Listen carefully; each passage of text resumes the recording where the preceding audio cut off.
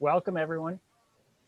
Hey, going a little off script, Beth Stern, given you've got a new role, I wonder if you want to introduce yourself. It's nice for folks to know we've got a member of the congressional delegation staff on board. So you want to just introduce yourself and describe your new role for us? Sure, and thanks for allowing me to join this.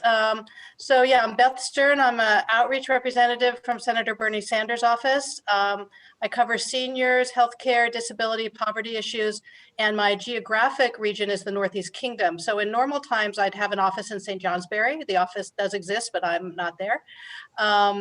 And I started my job 2 months ago, the day after the election. So it's been quite exciting since then. Some things last week, especially not good exciting, but I love my job. Formerly, I was the director of Central Vermont Council on Aging, and I did that for a long time. So this has been a good change, and I'm excited to be part of this. Thank you. Thanks, Beth. A little shout out to our congressional staff. As a former one myself, they are really incredible resources. And depending on what kind of work you do, it's really worthwhile to cultivate those connections to those outreach and casework staff in our congressional offices. If they don't have sort of the answer, they really know where to find it. They are awesome at sort of networking and making connections. So thanks, Beth, for joining us, and a shout out to all of those congressional staff. It's a great group to get connected to. So my name's John Copans. I work for the Council on Rural Development and sort of take a lead role with this Vermont Community Leadership Network that's bringing you this workshop today. I want to give you a quick sense of our agenda for today, and then we will get right into things here. You know, we're going to follow sort of our normal format here, which is we've got some really interesting presentations today. We've got 4 different presenters, and we'll hear from them. That'll probably take about 40 or 45 minutes of our time. We'll have a little bit of time in the full group for a question and answer period, sort of an open forum as a full group. And then we're going to break into smaller groups for some breakout conversations. We find that it's really helpful to go from this larger Zoom room into some smaller conversations. And I want to say, I know not everyone can stay with us until 11:30, and that's okay. Like if you need to jump off before the breakout groups, that's great.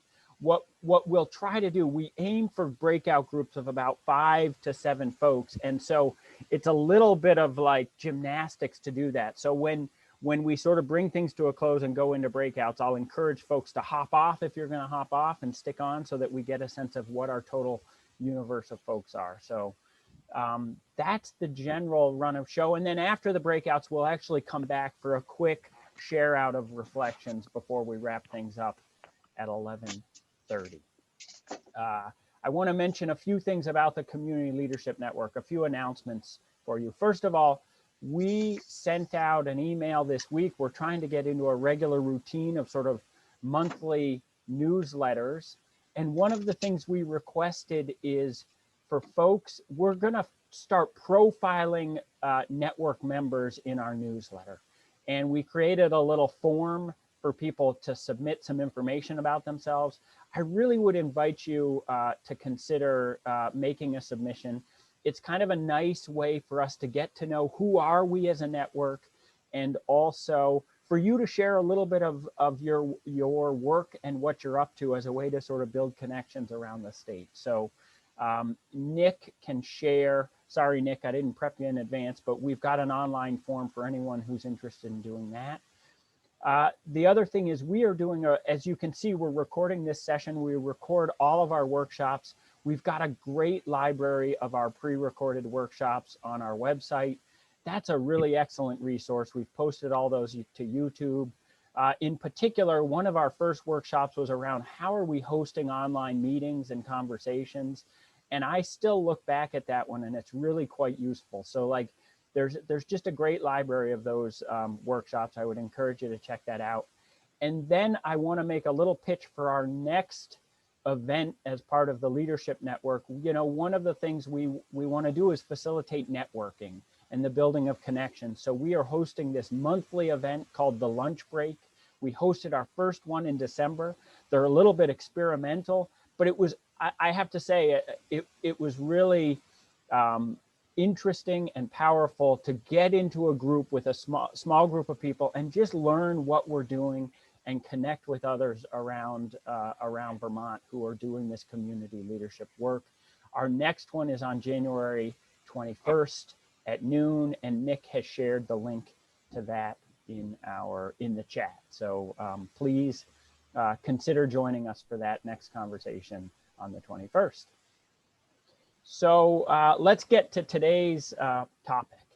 When I think back to almost a year ago, like one of the sentiments I remember feeling as we headed into that, when the governor first issued his stay-at-home order, and we were facing this pandemic, one of the things I remember thinking to myself is, thank God it's spring. Thank goodness, at least this is happening when the world is warming up, because we're going to be able to get outdoors, and we've got that. And in a way, like, I think what I've experienced this fall personally is sort of an affirmation of that sentiment. It's really a 1-2 punch right now when you think about the arrival of cold weather and the fact that we are still under really pretty strict protocols around the pandemic. It's a challenge for us all in terms of how we're connecting to one another, both in our personal lives and also in our professional lives. And as we thought about this workshop today, we thought about sort of who are those organizations. When people ask me why I love Vermont, why I love living where I do, inevitably one of the first things I talk about is the sense of community and connection that I feel living in the town of Montpelier where I live.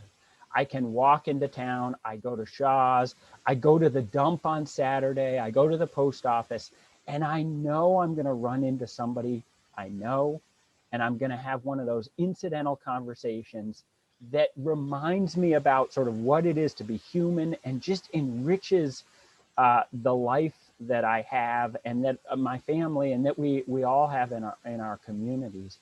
And to be honest, that's what I've felt. That's one of the things I miss most deeply over the last 10 months is some of those sort of run into kinds of conversations. And similarly in work, we as our work at VCRD, we host community meetings, and boy, that sense when you walk into like a high school cafeteria with 100 community members, and maybe there's like some local children playing music up on stage, just the warmth of that sort of experience. I think we're all sort of suffering and missing that. But at the same time, what we know is we are, and what we're witnessing is an incredible amount of innovation and adaptation. Trying, there's no way we're going to replicate what we're missing, but we're trying to create new things and figure out new ways to do things that has been really powerful. And it reminds us about the community organizations that are so important to us. And that's who we're going to hear from today. You think about it, our libraries, our agencies on aging, our community centers, our arts organizations, like that's part of the fabric that makes our community strong, that builds our sense of community. So I'm really excited about our presentations today. And with no further ado, I think we should get to them. We're going to hear from, I'm just going to list them out in order. So we're going to hear from Starr Latronica from Brooks Memorial Library, Luke Rackers from the Agency on Aging, Lauren Poster from the Marlboro Community Center, and then Jody Freed from Catamount Arts. So I'm first going to turn it over to Starr at Brooks Memorial Library. I'm a Brattleboro guy. I was just with my parents for an outdoor walk over the weekend. They still live in Brattleboro, and man, they were singing the praises of Brooks Memorial Library. It's such a valued institution, just like all of our libraries. around Vermont. So with that, Starr, I'll turn it over to you to share a little bit of what you've been up to. Well, thank you, John. That was a wonderful introduction and covered so many points that I was going to talk about. So thanks for setting the stage. It's wonderful to see so many of my colleagues here in the meeting with us, and to see some local Brattleboro folks too. Hi, Spoon. Anyway, thank you for having me on. And this has been a major reset for all of us. If there was one thing I knew in the world, it was how to be a librarian. It's all I've ever wanted to be. I'm married to somebody who would frequently say, I should have played guitar more. I could have been in a rock and roll band, or I should have practiced baseball more. I could have been a baseball player. I've never wanted to be anything but a librarian. So I feel so lucky in that regard. And I really, I knew how to do that. And then everything changed. And luckily, a big part of librarianship is to support lifelong learning, because man, have I learned a lot in my life this last long year. I've always contended that, libraries are an essential public utility. We play a critical role in the community. We provide information, we provide enrichment, through resources and programming. And as John mentioned, we provide the opportunity for those weak ties, as sociologists call them, those incidental conversations that he referred to. And they are absolutely essential. There's so much that we gain from having those small, quick, but very valuable interactions that inform us, that enrich us, and we know from research that you need those human interactions to maintain your mental health. And libraries are a rich place to pick up some of those interactions every day, and now all of a sudden we didn't. And so, we had to really think, okay, if librarians are essential and we're essential workers, what is it about us that is essential, and how are we going to fulfill that? So we had to revamp, we had to rethink all of our processes, as Bob and Jennifer and who else is on this? As Jenny is on this meeting, we had to rethink everything. What can we do and how can we do it? So the one thing that we really remembered is an important role of librarians is to listen. So we needed to listen to one another and take a look at our processes and how we do things. And we needed to listen to the community. And there were some great ideas out there. There were some far out ideas out there as well. But listen to everything, because you just never know what's gonna sift to the top. Um, and so we started looking at what we do. We provide interaction, we provide information.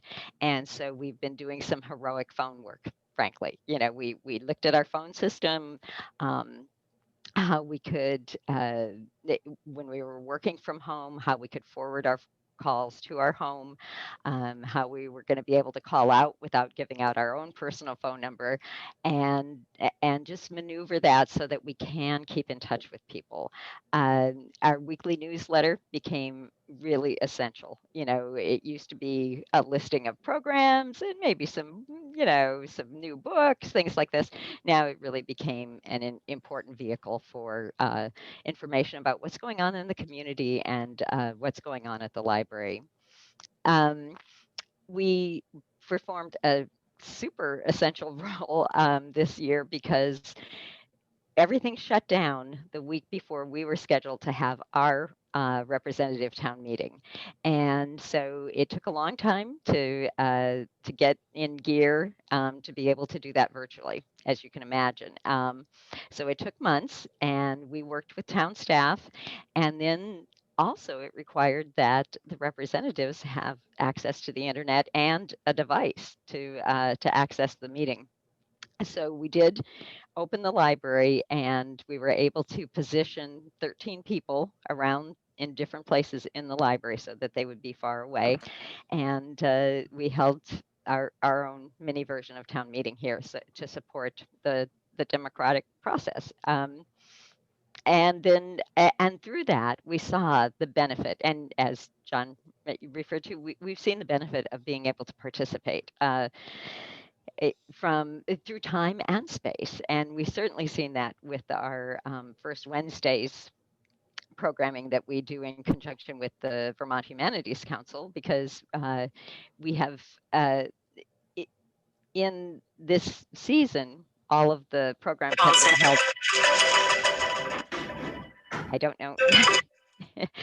All the programs had been held virtually. And so we had people from everywhere. We had someone from Santa Fe, New Mexico attending, and we've had hundreds of people sign up and register for these First Wednesday programs, which we never could have done in person. And we've heard from the community how grateful they are that they can see them at another time. They don't have to come out on a cold winter night.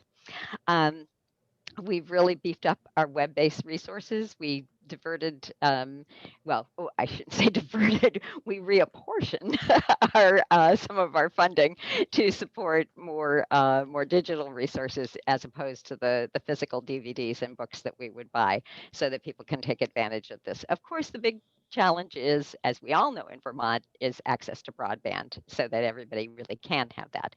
So we spent a lot of time on beefing up our web-based resources, particularly to reflect events that were going on. We have great lists of materials on racial justice. One of the key things that librarians do is outreach. We go anywhere where people will listen to us talk about libraries, as I am today. Anyone that will listen to me, I'll go talk to them about a library. And now that has become more challenging, because I can't just drop into a meeting. Although virtually I can, but it's harder to squeeze into the table, to a place at the table. So we have looked for ways to participate virtually. And then, of course, access to Wi-Fi has been a challenge. We've been able to provide outdoor access to Wi-Fi, but that, that is, as John said, in this weather, it's a little tough. You have to be pretty stout of heart to participate in that. But we have made the most of our window displays. We've got exhibits up right now on current topics and new books, and then we certainly beefed up our social media presence. And then the thing is to be open, to be to have that openness to ideas, and to invite the public to participate and to contribute to the library. And so because of that, we've had some great opportunities. We worked with a local member of the community to do a huge Juneteenth exhibit and program in a store window downtown, where we wheeled our giant video screen down there, and looped the PBS special on Juneteenth with the Librarian of Congress. And we also had outdoor voter registration all summer, because the town clerk's office is actually locked, so we were able to do that in person outside. So those are just some of the things that we've done. I know my colleagues around the state have done just really, really wonderful, heroic things, and I'm looking forward to hearing more things that we could participate in. So thanks. And my final word is always say yes. Just say yes to any opportunity that comes out there. That's my advice. Oh, I love that as an endpoint. I actually remember our Deputy Secretary of the Agency of Commerce and Community Development, Ted Brady, expressing that exact sentiment. Say yes. You get folks coming in with ideas that at first they might seem totally outlandish, but just figure out a way, find a path. So thanks so much, Starr. That's powerful. Our libraries, like I said, they play so many different important roles in our towns, and are such important institutions. So I really appreciate that. You talked about the digital divide and broadband accessibility. I next want to introduce Luke from the Central Vermont Council on Aging. And you know, well, here's a funny thing. First of all, like I was, the Vermont Community Foundation put out a list of their Spark Grant awardees about a week or two ago. And I have to say, I would encourage you all, maybe we can find a link to it. It's really cool to look. Those are little grants, but there are like dozens of projects around the state listed in that list of awardees. And there's some really cool things in there. And that's sort of what brought the Agency on Aging's creative care kits. Am I getting that right, Luke? Creative care kits program to my attention. And so Luke's going to talk a little bit about that, but also about this real conundrum of how do we help our senior citizens access technology so that they can be participating in so many of these different new offerings that we're talking about. So Luke, I'll turn it over to you. Thanks for joining us. Thanks for inviting me, John. It's during this time, I always value the opportunity to get to see some familiar faces, meet some new people. This is such a great thing. I love the networking, and during this work at home time, I love being in these settings. So there's nothing like a global pandemic to get us all to think outside the box a little bit and sort of rethink just how important the need for creating meaningful social connections is in people's lives. And so that's what I'm kind of focusing on in my new role at CVCOA. I've had a few roles, but my new role being the Community Engaged Tech Specialist. And I'm going to share a couple pilot projects, but I'm going to try to keep my presentation pretty short today because I have a special treat that I want to share with you at the end, because I think we all need special treats, especially these days. So I'm going to try to make that happen here. Share my screen. Oh. John, are you able to give me access to screen sharing?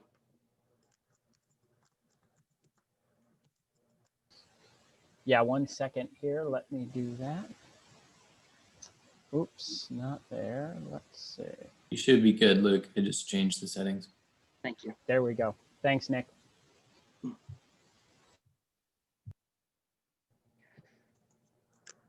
So the first project I want to talk to you about today is our new Creative Care Kit project.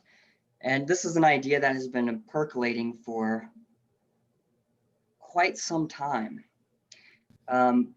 Jean Kern, the Community Services Director at CVCOA, and I have been brainstorming for years on how we can bring arts education opportunities into people's homes for older adults. We know this is an area that there's a big gap there. We're not reaching people. And so we've been brainstorming for years about how to do this.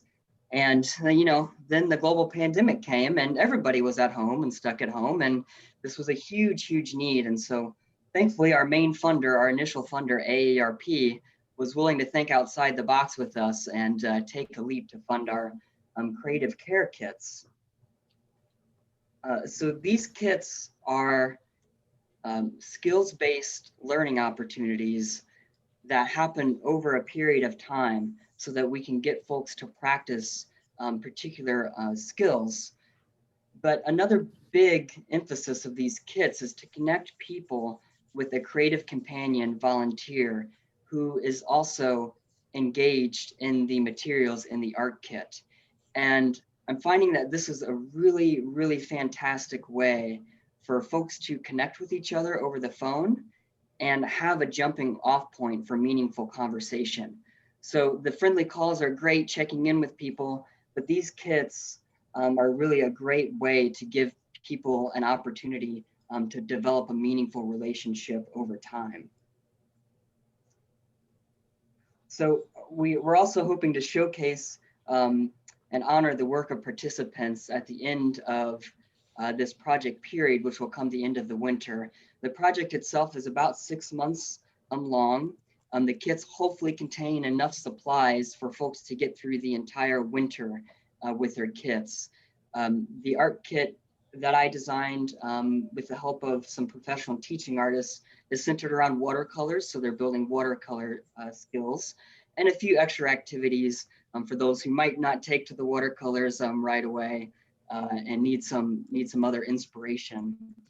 And we're also including beautiful questions from an organization called Time Slips to also help jumpstart some meaningful conversation for folks.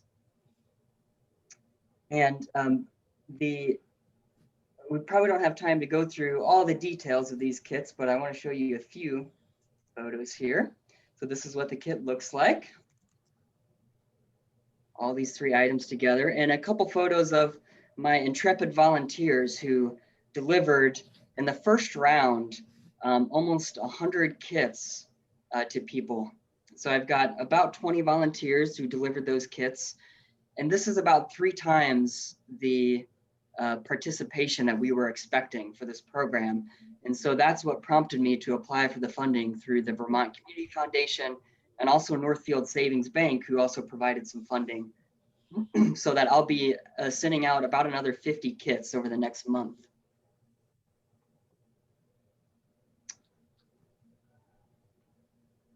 So the other big project that I'm working on right now is a device lending project.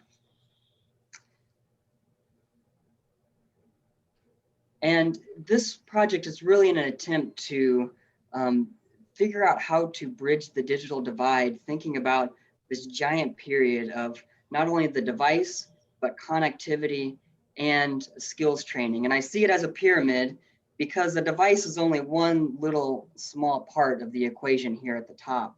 Connectivity, we all know, is a big issue.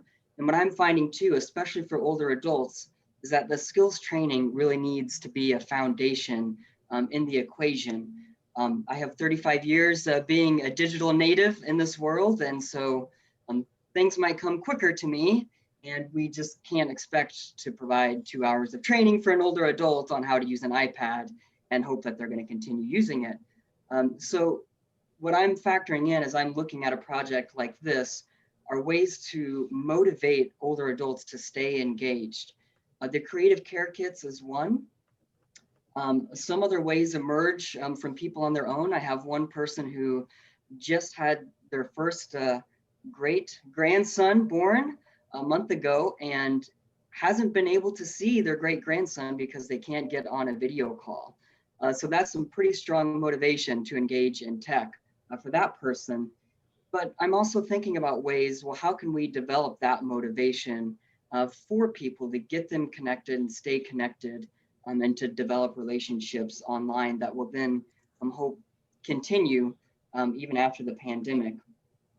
So things like working with our partner sites to develop a monthly gathering. All of the senior centers around our area have moved programming online, and I'm now looking at ways of bringing them all together in a monthly gathering so that folks can see each other that way as well. So for the device lending project, each participant in the project is going to receive an iPad, and we've partnered with a group up in Burlington called Technology for Tomorrow, and they're doing some initial setup and training for us and calling each of the recipients to get the device on, turned on, understand the functions, and then the goal being to get them on a Zoom call, because if we can get them on a Zoom call, then we can get them connected with a volunteer who can provide additional skills training over time and help work with them to really figure out what that motivation is going to be to keep them connected and keep them engaged. And then at the end of the 6-month period, if folks are continuing to engage with the device, the training's going well, they get to keep this device. And what we're really finding is that this is a very complex program.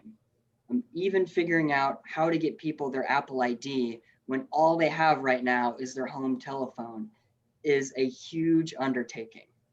And so they're thinking of that giant pyramid again and all the complexity that goes into that. And so from an advocacy standpoint, I'm really thinking about the capacity that organizations need going forward to provide the support for older adults to continue to stay engaged with tech over time.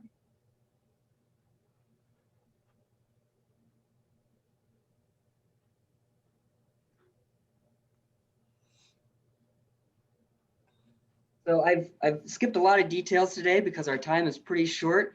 So I know we have a question time later, so feel free to ask questions later, but I'm also happy to chat anytime if you want to take down my information. I'm happy to share more details, share how it's going. We're all learning in the process right now. There's several organizations doing similar projects around the state, device lending projects and other arts projects. So we're all learning as we go. I love learning from others. I'm happy to share what I've learned in this process too. And now for the fun part. You're going to get a sneak preview of some artwork that will be showcased at a digital art show upcoming later in the winter. So these are images that have been shared from both participants of the Creative Care Kits as well as volunteers. So I'm encouraging everybody to submit images to me so they can be honored during an art show. And some folks will even be honored by having their images on postcards that we're going to send out to our entire volunteer base at CVCOA this April to celebrate National Volunteer Week in April. So some of this artwork you see will be on postcards that go out to several hundred volunteers throughout Central Vermont.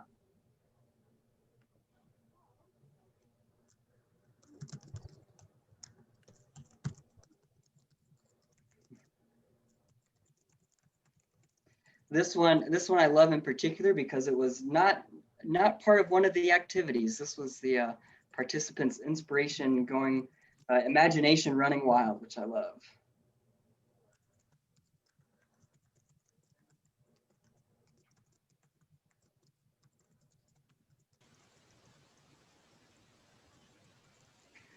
So you'll notice several pairs of shoe paintings throughout these images. This was one of the activities in the kits for people to find meaningful objects around their home to draw and paint.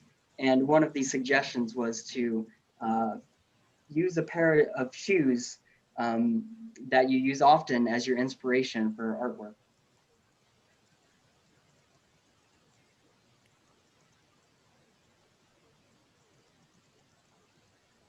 And this is the set of watercolor paints that are in the kit.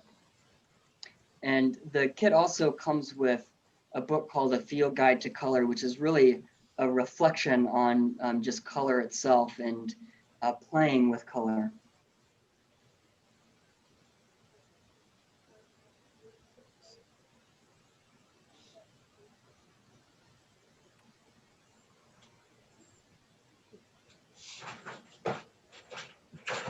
This one is super fun. This one just got sent to me by a volunteer yesterday.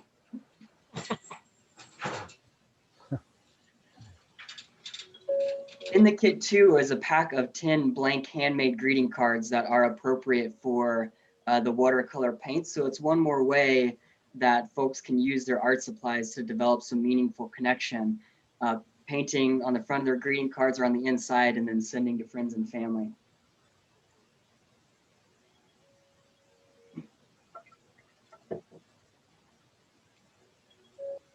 That's great.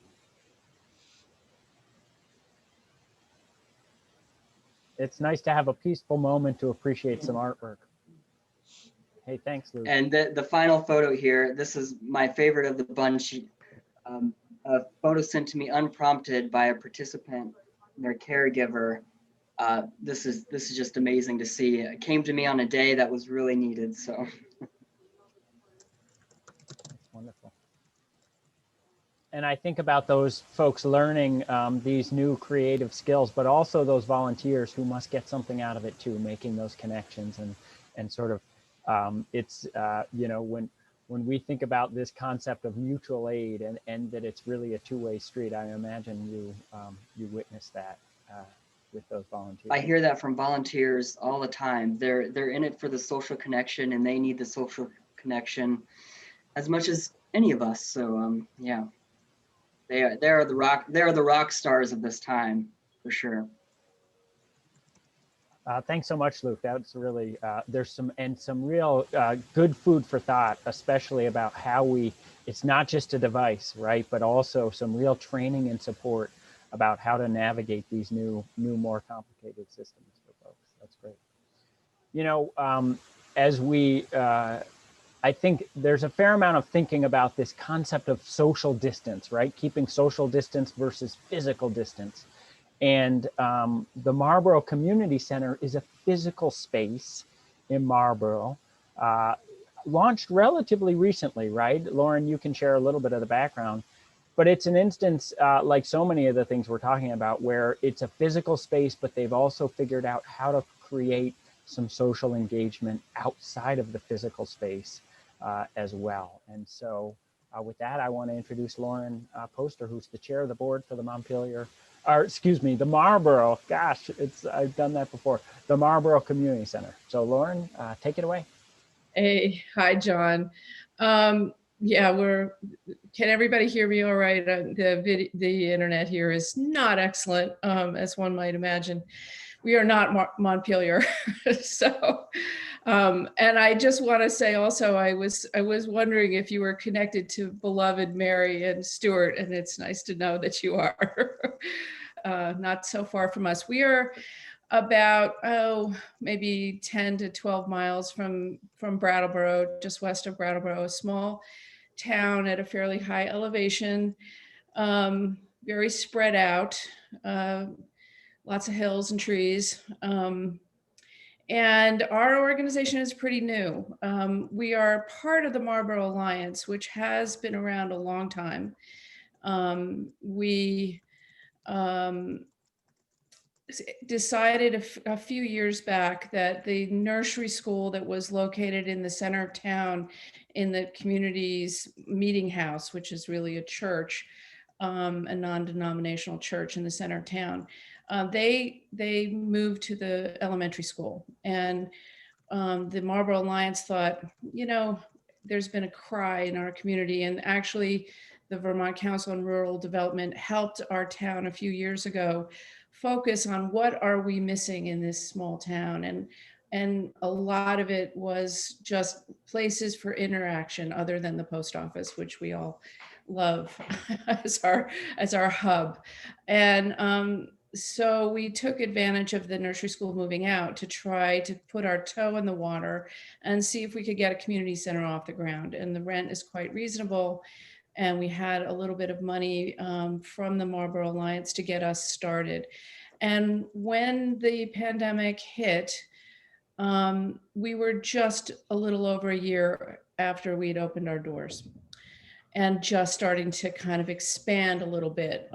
We have an amazing group of volunteers, all of us, well, senior of 60, some senior of 80, that help make this place run. And we have a part-time coordinator. We had just gotten a new coordinator. Marlboro, I won't go into too much history, but we've had a lot of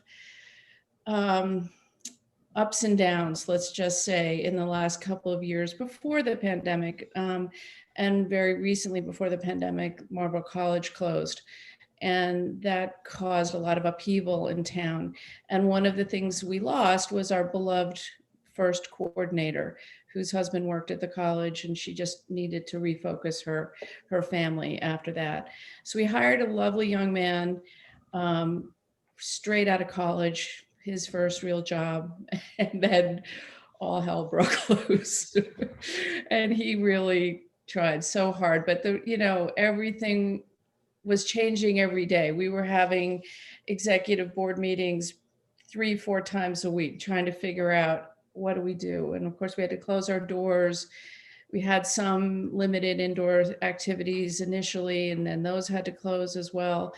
Over the summer, we did manage to do a few outdoor activities. We had a Saturday morning coffee and takeaway coffee and muffins kind of thing right by the post office on a Saturday morning when the post office was open. And people really loved that. We put picnic tables out so people could use our internet. And we allowed for a few people to access the space And this actually has continued. If they need to, let's say, have a conference with, a remote learning event or something like that, where they don't have internet at home that would support that. But the one thing that we really started very, very early on that has continued and has been terrific is this Saturday morning Zoom coffee hour. So a virtual coffee hour that takes place from 9 to 10 on Saturday mornings. And we have our representative, Emily Long, comes once a month and just talks about what's going on at Montpelier and how that affects Windham County or our district. And then we open it up. So we have speakers coming in. Sometimes it's just open. People can just get together and chat about what's going on in their neighborhood or so on. And that's really been terrific. And sometimes we have as many as 40, 50 people show up for that if it's a particular topic of interest. And sometimes it's 7 or 8 people on that morning Zoom. We're about to add a Wednesday night rant. So one of our members of our community has volunteered to host that. And I think she's envisioning poetry slams or dancing or singing or whatever, somebody wants to do on a Wednesday night to just kind of let loose a little bit. So, we're trying to kind of get creative. There are some folks that are just not interested in Zoom. We all are spending a lot of time on it and it's wearing, and to add it as a social activity might be a bridge too far. But there are others, especially some of our elders, that really, really, really value it as a chance to stay connected. So that, I think, is probably something I suspect we might even keep, just because there are folks that just don't get into town. As I said, our geographic location is very, very spread out, and not everybody has a post office box. So you can easily lose track of people that maybe you only knew years ago when your kids were in school together, that sort of thing. Some of the other things that we've added, we had a food share event back in July and raised some money to buy a lot of groceries, and had a big day where people could just show up with a grocery bag, or we provided, and fill up a bag of groceries. And that was hugely successful. So we've expanded on that. And it happens every week for about an hour on Thursday evenings. And people can donate non-perishables at the post office. We have a big box there, or make donations directly. And we purchase things as well to supplement. And for a while, we were able to get meals from Everyone Eats in Brattleboro, which was fantastic. So prepared meals were coming from restaurants. And I hope that that's able to start up again, because I think that's really a terrific support for our local restaurants as well as our community that's really having a struggle, We, as I said, we're part of the Marlboro Alliance, and the Alliance has been raising money to just give emergency funds to people. And that's been incredibly successful for them. They've given out, I think, about $40,000 or $50,000 so far. And all you need to do is just ask for it, basically. Just say, COVID has affected my resources, my financial resources, and you can get $200 a month, every month. We also realized that we run mostly on donations, and donations come from buying a cup of coffee or attending one of our yoga classes, or, we have these senior events like Limber Lads that would come and do exercise classes, and senior lunch, and which was taking place once a month. And none of these things are happening now. So we had to figure out, how do we pay our bills? They're not huge, but we have bills. And how do we make use of our coordinator? So we now have a member of our board that has stepped in as an interim coordinator, and we will search for a new coordinator in the spring when we have a little bit more idea about what we might look like after we get to open our doors a little bit. And mostly what she does is she coordinates the food on Thursdays. We have, as I said, people that are able to make use of the space by donation, to have a virtual meeting, or run a class, that they teach, or so on and so forth. But we really only allow 1 or 2 people in the space at a time right now. We have a library in our building, and the library committee has gone totally virtual now. For a while, people were able to get in and browse our shelves, but now it's all virtual browsing.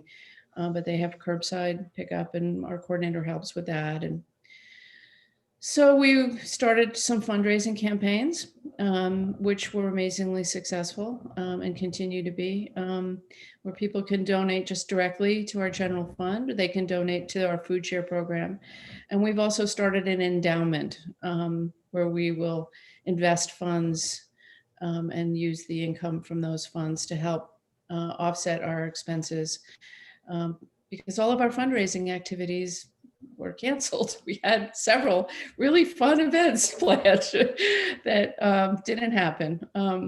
Although we did do 2 events. They weren't really fundraisers, but we did bring in a little money outdoors in our parking lot.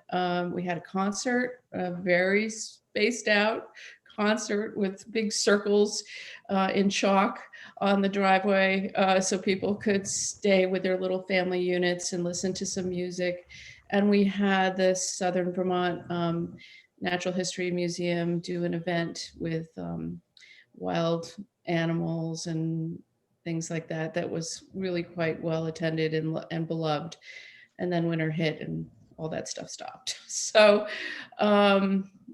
what else is going on with us? I think that really kind of gives you a broad idea. There's lots of little things that come and go, lots of different kinds of activities. I have been thinking a lot about our arts and how we've had a wonderful, very vibrant exhibition schedule of community members showing their artwork. We've had student artwork for almost a year now on our walls, because March was Student Art Month, and that art is still there. And we were sending out, and I think our coordinator still does that. She does a newsletter every week and will attach an image of one of the students' work, to share. But as you can imagine, many of the same people do all the work in town. And so the same people that organize the exhibits are also the same people that are applying for grants, that are doing the fundraising and so on. So as many wonderful ideas as we have, we don't always have capacity to pull those off. But anyway, I think I've kind of given everybody a good picture of what we're doing in our tiny little nook in Marlboro. Thank you, Lauren. That's really, it's wonderful to hear what you're up to there. And it strikes me that this is a moment of sort of reinvention. And I imagine the community of Marlboro, given sort of that you're about 2 years old, like the appreciation for what you're providing is only growing given the adaptation and the functions you're playing. So I think for a lot of us, we think about how do we come out of this stronger? How do we emerge from this and build from some of the new relationships and the challenges in a way where we can fulfill our larger mission. So thank you. That's really powerful to hear. Our final presenter today is Jody Freed from Catamount Arts. And I think I first met Jody up at a community visit we did in Newport. And I will say this, we were having a smaller conversation around sort of events in Newport, and Jody was one of those people, just like Starr described earlier. Jody, I'm not sure you heard this, but Starr described the philosophy of saying yes. And I feel like Catamount Arts says yes to a lot of things. They do amazing things up there in the kingdom. And so we're excited to hear from you, Jody. So it's all you. Well, thank you so much, John and Paul and the entire VCRD team for hosting this today. So I guess to just start, the pandemic for Catamount was fairly catastrophic initially. We immediately shut our doors. Our doors are still closed, just so everybody understands that. The Art Center is closed to the public due to the air quality issues in the facility. We have had engineers and folks working on that for 6 months, but the project cost right now exceeds our ability to move forward with the retrofit to a historical building to deal with the HVAC issues and create the safe air quality. What that forced us to do as a team was to focus on innovation. And after the initial shock of closing started, our team started meeting on a weekly basis. But even more than that, everybody started working remotely from home, and there was a constant buzz.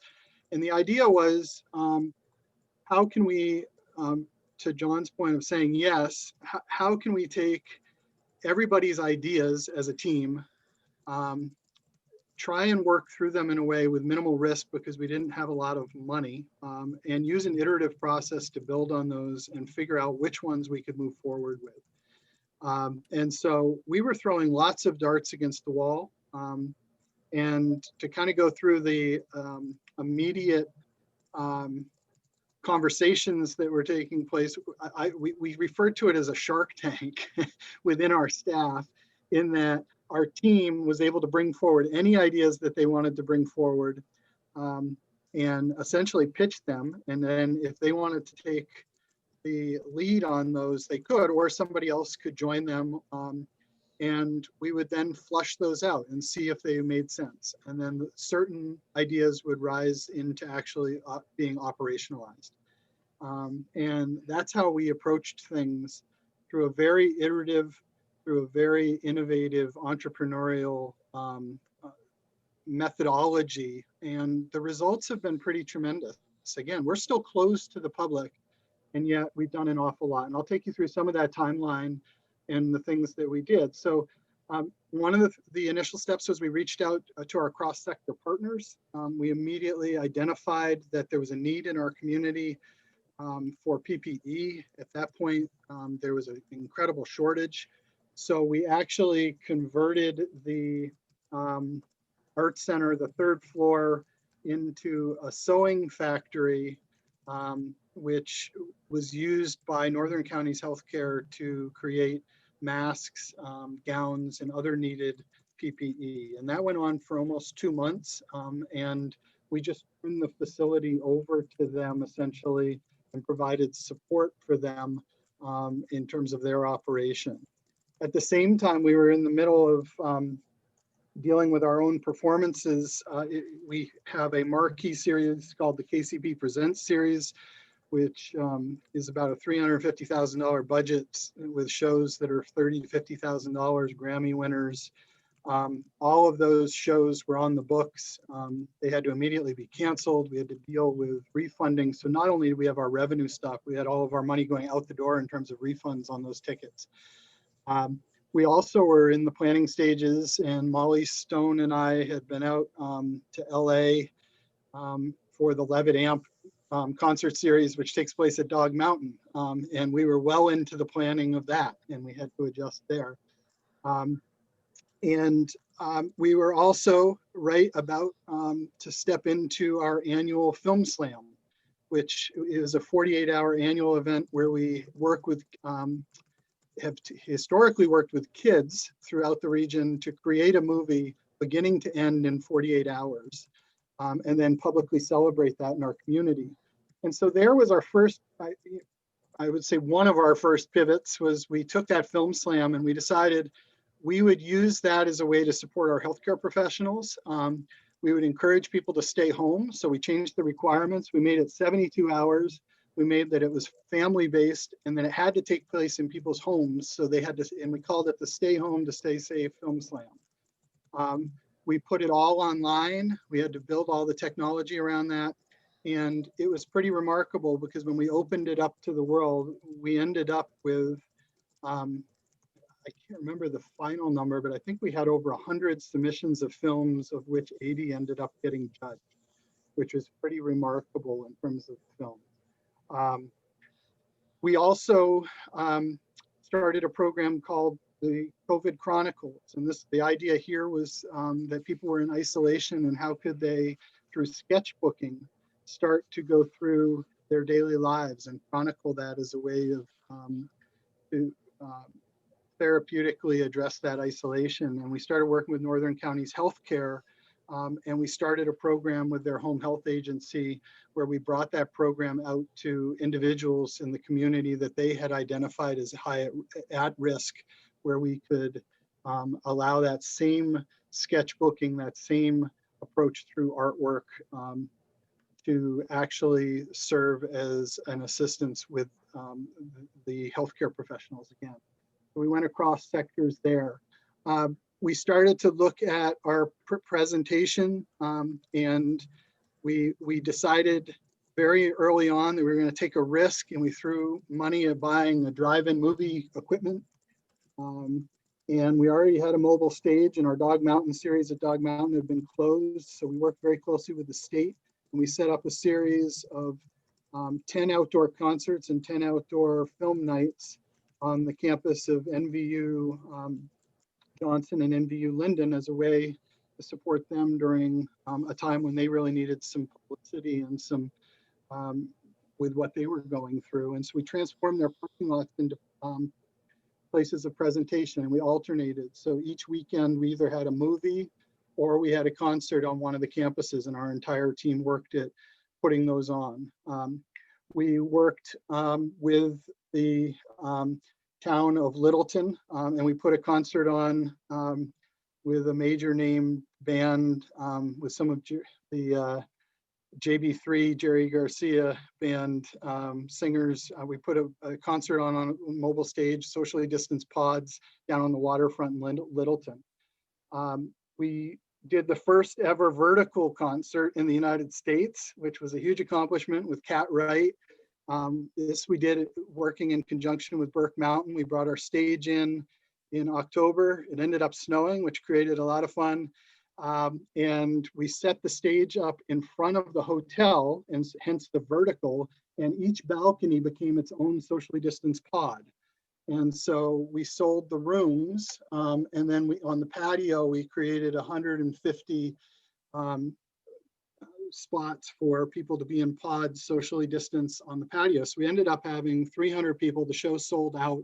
It was amazing. It was in the snow. It was a magical night. And I've got some pictures I'll share with you guys after we get through some of this. But if I try and narrate to pictures, it would take me hours. So I'm going as fast as I can here. So during the summer, we actually put on, believe it or not, close to 30 outdoor events. And one last one I'll mention that I think was just brilliant was the Levitt Amp Foundation, which had supported us through Dog Mountain, gave us a bridge grant to help us get through the summer. And so again, Molly and the team worked with the town of St. Johnsbury, and we did what was called the Get Downtown. And we created 2 days on September 12th and September 26th, where we worked and we brought in a really diverse array of artists. And we had 3 artists each day. We had puppetry, we had circus act, we had music, we had poetry, and we would set up in 3 places in town, in the downtown, in the retail district, these going on throughout the day, all with the socially distanced and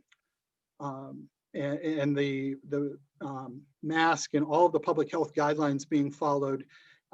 And they ran all afternoon on those 2 days, working in conjunction with the Chamber of Commerce and the businesses in the town. And those 2 days this summer were reported out by our retail businesses in St. Johnsbury as the 2 busiest days of the summer.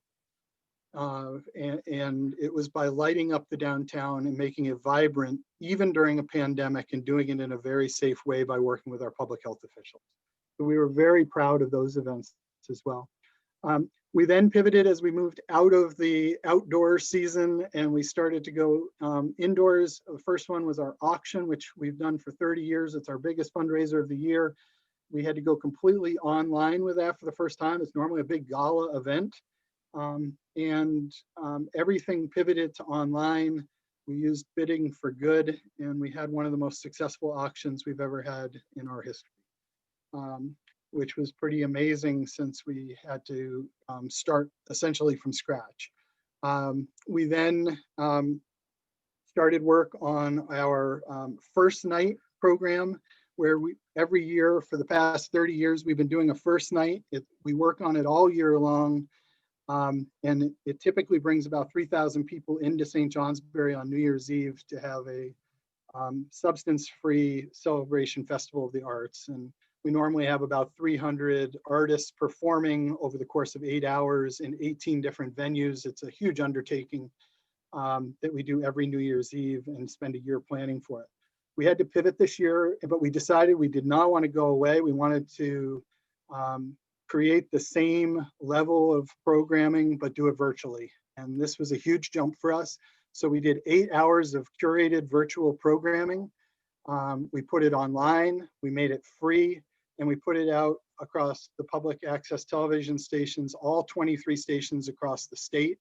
We had over 4,000 viewers online watch the event, which ran from 8 a.m. until midnight. And we had literally thousands and thousands of people watching via cable television. So I'll go through now that I've kind of run through, and I'm sure there's some things I've missed, but those are some of the kind of innovations that our team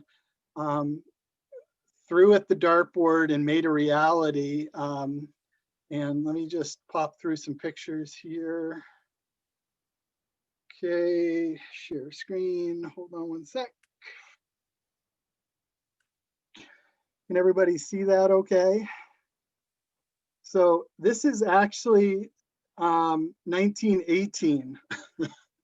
And this is the PPE factory in St. Johnsbury in 1918. And it looks almost identical to what our building looked like after we brought the factory indoors, which is why I wanted to share it with you. So the next one is our Tap into Film 72-hour film slam. Oh, I forgot to mention what's your art. See, this is why it's good we're going through this. We did a talent contest that we opened up and we ran it for months. And we, instead of people being on stage, which can be very intimidating, we allowed people to submit to us, them performing in their own home or their own space. And we just had these amazing submissions of dance, of visual arts, of music. And then we amplified those and highlighted and celebrated our community through that project. Here's our team at the parking lot at MVU. You can see this is the group that put on all those shows all summer long. Here's a picture of the movie screen, which is kind of cool. And how we had the cars all parked and folks watching outdoors. Here, this is the drive-in to stay safe summer movie and concert series, the logo that we had come up with. The COVID Chronicles, this is the sketchbooking, and the virtual exhibit that ended up going online there. This is that Get Downtown event. And one of the performers here on Main Street in St. Johnsbury. And here's some of the graphics around it. Here's another picture. So he was across the street. We had it set off. There was actually traffic going through, but people were sitting in the cafes, the breweries, enjoying themselves. They were shopping while this was going on. Here's the Cat-Right Vertical concert. And here's a picture of Burke Mountain. You can see the people on the patio as well as up in their rooms watching the show. Here's a picture from stage. We brought in a big industrial kerosene propane blow heater to keep them warm on stage Um, there's a good view from stage looking down at the hotel with all the snow. Here's a good one from of the webcam. This was the morning of the concert. So the 2 days of setup for that concert were in torrential rain. And then we woke up in the morning and everything was covered in snow. But it ended up being just an amazing night. The snow added to the magic. One thing I didn't mention is our arts education program continued all summer long. We have a Pulsa STEMA program where we teach intensive strings to a group of students in the area as a way to create pathways out of poverty. That we continued all summer long. We had to pivot. Instead of having the groups all meeting together in larger group numbers, they were brought in smaller or individual group numbers. At certain times, we had to actually do the instruction online, which was something new for us. Teaching music online is, especially in the Northeast Kingdom with broadband delays and skipping, are tough. This is the auction. This is our main gallery, which again is close to the public, but it got converted into Auction Central, which looks like kind of like an Amazon warehouse there, with pictures being taken of the items and everything being put up online. Converted our space and online auction. Here is at the community access television station, some photos of the production going on, working to create the 8 hours of continuous programming on New Year's Eve. There's Molly, who did a lot of that work in the studio. I did not mention, we did a couple of virtual holiday concerts, one with Natalie McMaster and one with Pink Martini, two of our partners that we regularly do live concerts with for holidays. And in both cases, they donated proceeds to us as the Art Center, which was really cool. And then here's first night, and you can see, hopefully on your screen, the extent and size of the event, the number of performers, and to create 8 hours of nonstop video at high level of production, both audio and video, was quite an accomplishment. And it's had, again, a really awesome response in terms of people watching it. Lastly, we're working on converting space and trying to create alternative venues as we move forward into the future. So I'll stop my sharing. I hope that all those pictures were helpful. I guess what I would say to everybody on this call, if I could just sum it all up, is that innovation requires risk-taking in a controlled manner. And so, you know, you have to work in a way, and every organization is different. Every organization has different resources and has a different risk threshold. But what you've got to do is get to a place where you start taking some risks and taking chances and doing things, but doing it on a scale where you can then transition away, prune away. Some of those things will work really well, some won't. And the ones that work really well, you then build upon. And it's that iterative process that is the key. And the organizations in tech and in the entrepreneurial world have been using these processes forever. And across all sectors, I think this has been what I've seen. The organizations that have been most successful adapting during the pandemic have been those that have figured out a way to operate in an environment where risk is managed but encouraged. Wow, those are some sage words to end with. And I see some nodding heads, particularly from our other presenters as well. Like, how do we create that culture and that environment where we can innovate and take risks, but also sort of in that controlled environment? I think that's really powerful. Thanks, Jody. That's, man, that was a huge, you just covered a lot of territory. Holy smokes, that's amazing. You know, we're racing. I know some folks have had to hop off at 11. I think here's what, I feel like it's always nice to get into a little bit of a smaller group, even if it's quickly. So I think what I'm gonna do now is, rather than have a big group Q&A, I think what we'll do is, for those of you who wanna stick around for the breakout, just hold on for a second. For those of you who don't, that's totally okay. Or for who have other obligations, I'll encourage you to hop off. And then we're going to have small groups of about 5, just for about a 15-minute kind of introduction and chance to reflect for a little bit. So with that, I would encourage folks who are sticking to stick and those who are going to go. And then I'm going to look to Nick. We're going to break into groups. It looks like, Nick, maybe 4 groups of 5. Well, here we go.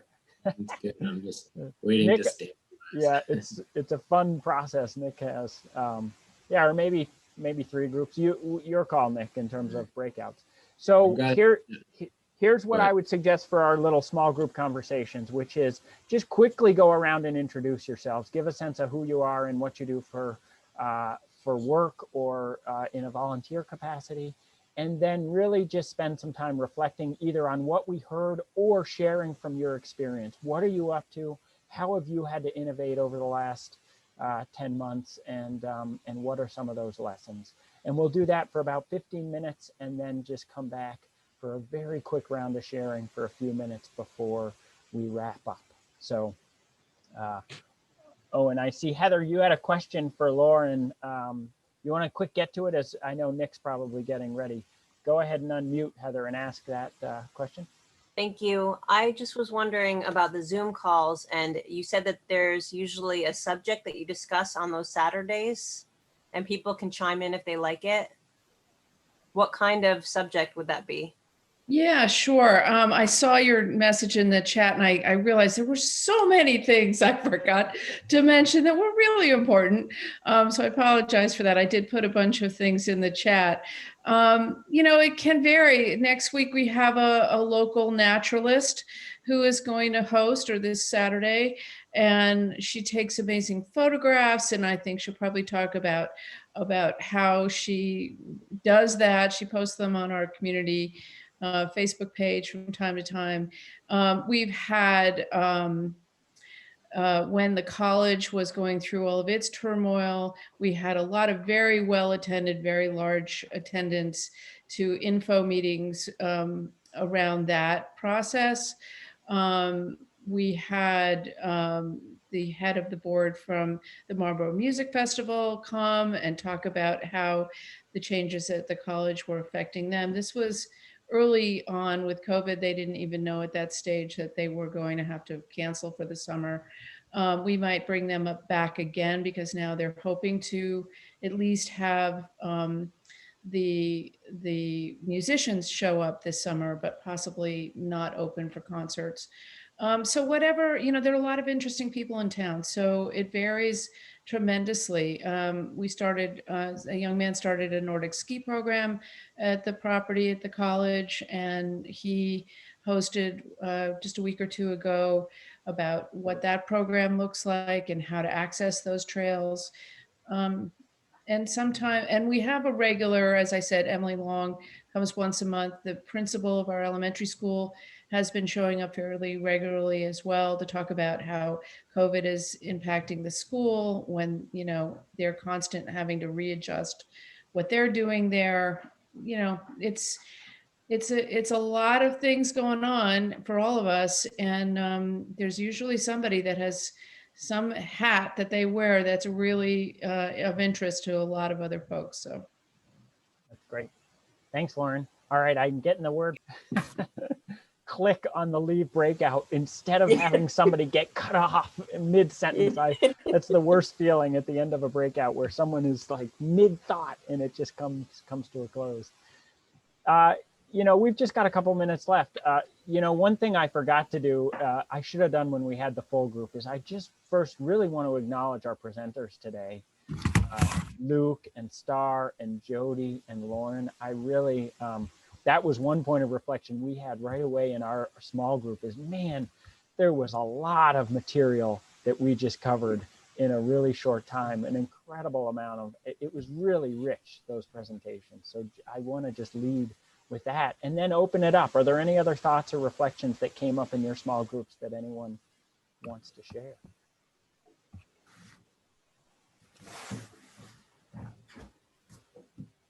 Well, I'll just jump in and say, like Lauren, I realized all these other things that I should have mentioned, but I got so much from the other three presenters. So thank you so much. I'm really inspired. And Spoon raised a good issue, which is, what is community? And we were just saying that one of the really inspiring things about this whole madness is the mutual aid organizations that came together to support one another, and individual people helping out other individual people, and that's wonderful to see. And like the food distribution in Marlboro, that to really come to the aid of your neighbors is a great thing to see. And we've had people who deliver books, deliver library materials to people, and that's been a terrific thing for our community.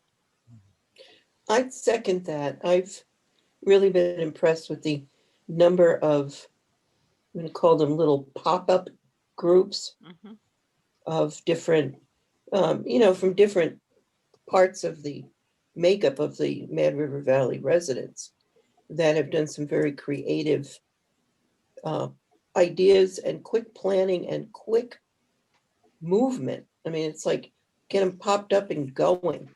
And one of the ones that has been really that I've followed has been one that is MRV, Mad River Valley Cares, and it's a group that presents the latest COVID information and has good medical advice and the latest statistics for people.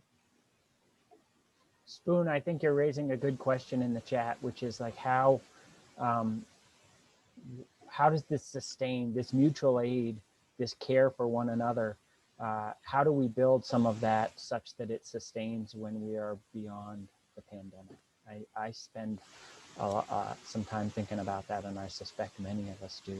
What are some of those structures, and how will they perpetuate? Actually, I know in Brattleboro, one of the things that they did is they looked at a map of the whole town and sort of carved up sort of into neighborhoods, because they felt like that was an important level of organization. And I will say, I'm curious to know, like, if those neighborhood organizations perpetuate over time. It feels like that could be an important development. Others have any last thoughts as we wrap up here? Well, I hope that we do see these networks, strengthen and persevere. One of the other networks they had were gardening mentorships for people that all of a sudden wanted to have a garden, and then seasoned gardeners to help them. And I'm hoping that those kinds of things flourish and bear fruit, to just, continue the metaphor. But the other thing, they had tech people helping, within the neighborhood. They had a whole tech network for helping people my age get online, So I'm hoping that kind of building those bonds, creating those bonds, that will just strengthen all of us.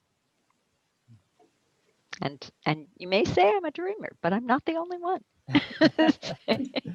Well, I really want to thank everybody. I think I should wrap things up now, but really appreciate all you for joining us today. Honestly, what we're trying to do a little bit with this community leadership network is also build a community of Vermonters who are stepping forward in so many different capacities to help strengthen their town, their organization, our state. And so we really have huge appreciation for all of you who are willing to come along on this grand experiment that we're on here. So thank you, everybody. John, are you going to send out a link to this program? We always do. Yep, we will post it. You can always find it at our URL, which is vtrural.org/leadership. And then we have a library of workshops, so that will be available, and we'll send some follow-up as part of our normal routine as well. So yeah, I find that quite valuable, because I know who I want to see this program, and they'll have it whenever I can send it to them. That's great. Thanks. Yeah, we appreciate you helping us spread the word. So thanks, everybody. Thanks, John. Thank you. Yeah. Nice to meet you all. Nice to meet you too. Thank you. Thank you.